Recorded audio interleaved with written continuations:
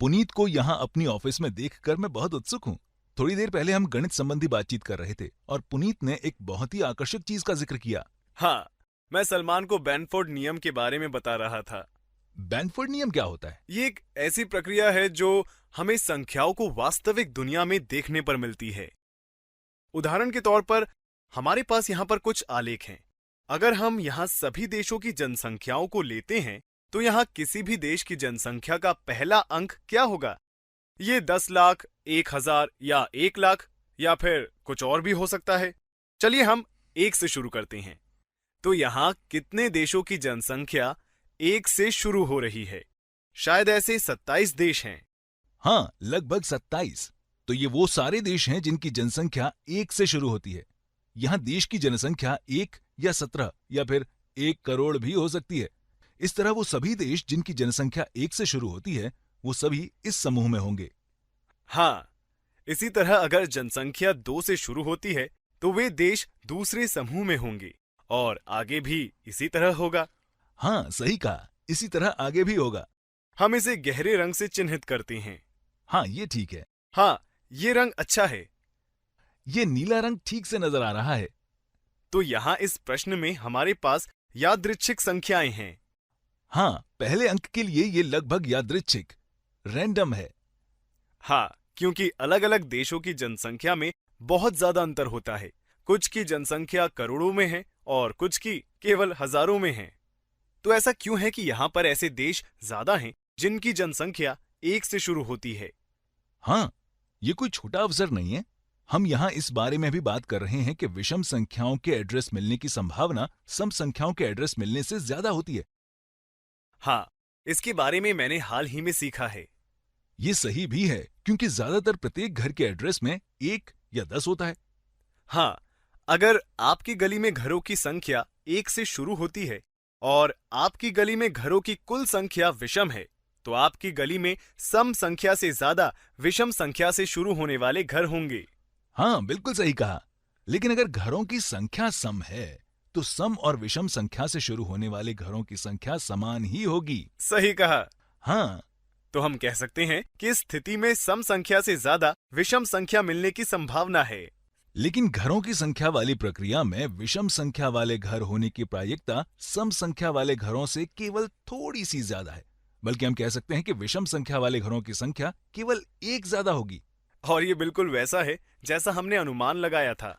लेकिन अगर हम यहाँ पर ध्यान दें तो यहाँ देशों की जनसंख्या के प्रथम अंक 1 से शुरू होने की यादृच्छिक प्रायिकता 8 या 9 से शुरू होने से काफी ज्यादा है। ये थोड़ा अजीब लगता है। हाँ, और ऐसा केवल देशों की जनसंख्या की स्थिति में नहीं होता।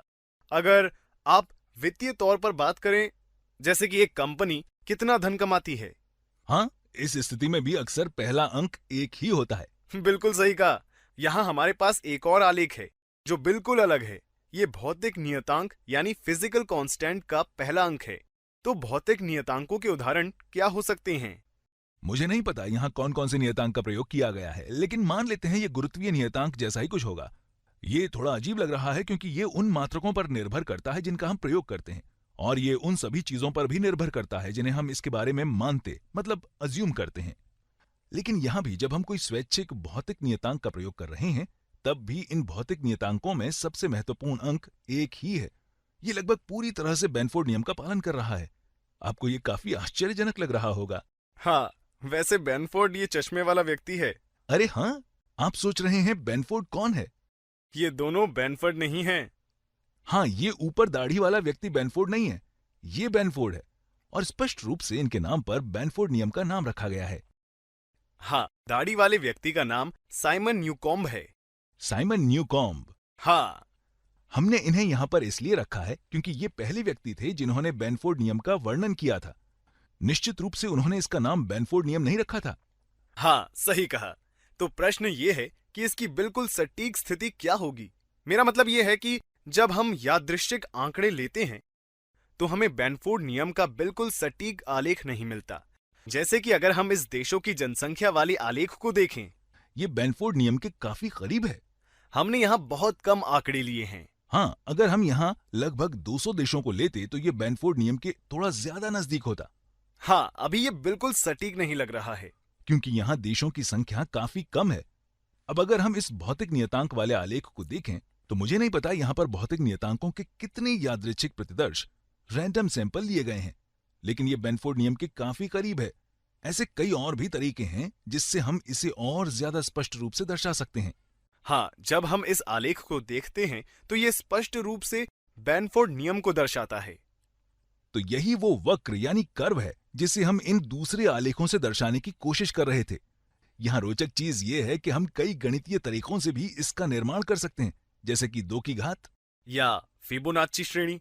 फिबोनाची श्रेणी में हम अगले पद को निकालने के लिए पिछले 2 पदों को जोड़ते हैं और फिर जब हम इसके पहले अंक को लेकर इस तरह दर्शाएंगे तो हमें बिल्कुल सटीक बेनफोर्ड नियम जैसा आरेख प्राप्त होगा। हाँ, आपने बिल्कुल सही कहा। ये बहुत ही रोचक है। चलिए इसे स्पष्ट करते हैं। अगर हम 2 की घात लेते हैं तो हमें 1, 2, 4, 8, 16, 32, 64 मिलेगा। मैं और आगे तक जाऊंगा ताकि आपको समझ आ जाए कि हम इसे कैसे कर रहे हैं। 128, 256, 512, इसी तरह आप भी आगे जा सकते हैं।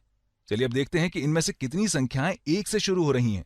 तो हम देख सकते हैं कि ये 1 से शुरू हो रहा है, ये भी 1 से शुरू हो रहा है, तो सबसे सार्थक अंक 1 है।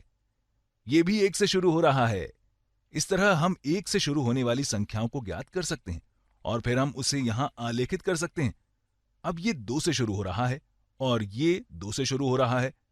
इसी प्रकार हम आगे भी करते जाएंगे। अगर हमारे पास 2 की बहुत बड़ी घात हो तो हम इसे कंप्यूटर प्रोग्राम से भी हल कर सकते हैं और फिर जब हम देखेंगे कि 2 की घात की कितनी प्रतिशत संख्याएं 2 से शुरू हो रही हैं तो हमें इतनी संख्याएं मिलेंगी। फिर 9 से शुरू होने वाली संख्याएं ये होंगी। इस तरह ये बेनफोर्ड नियम के बिल्कुल समान होगा। ये आपको काफी आश्चर्यजनक लग रहा होगा। हाँ, ये बहुत ही आश्चर्यजनक है। और ये केवल 2 की घात के लिए नहीं बल्कि किसी भी संख्या के लिए सही होगा। हाँ, लगभग सभी संख्या के लिए। मुझे लगता है कि ये सभी संख्याओं के लिए सही होगा। नहीं, ये 1 के लिए सही नहीं होगा। हाँ, आपने सही कहा। और ये 10 के लिए भी सही नहीं होगा। हाँ, ये 10 के लिए भी सही नहीं होगा, लेकिन ज्यादातर संख्याओं के लिए ये सही होगा। 0 की घात के लिए भी ये सही नहीं होगा। हाँ, आप सही कह रहे हैं।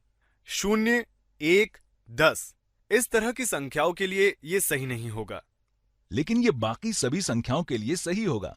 अब आप ये सोचें कि ऐसा क्यों है, और फिर अगर आप चाहें तो आप YouTube के मैसेज बोर्ड या फिर हमारे पेज पर इसका वर्णन कर सकते हैं। फिर हम भी इसका वर्णन करेंगे। हो सकता है आपका और हमारा वर्णन अलग हो। अब हम इस वीडियो को यहीं पर समाप्त करते हैं। अगले वीडियो में हम इसका वर्णन करेंगे।